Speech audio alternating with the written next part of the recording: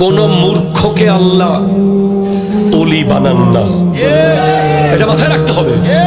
কোন জাহেল ওলি হবে না। যিনি ওলি হবেন উনি হয়তো ইলমে হুসুলি শিখবেন অথবা ইলমে হুজুরি শিখবেন, হয়তো ইনস্টিটিউট থেকে শিখবেন অথবা ইলমে লাদুনি আল্লাহ দান করে দেবেন।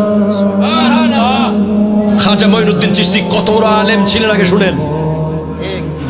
উনি হুসামউদ্দিন বুখারীর কাছে 17 বছর পড়বেন বলে উনি ভর্তি হলেন তার দরসে।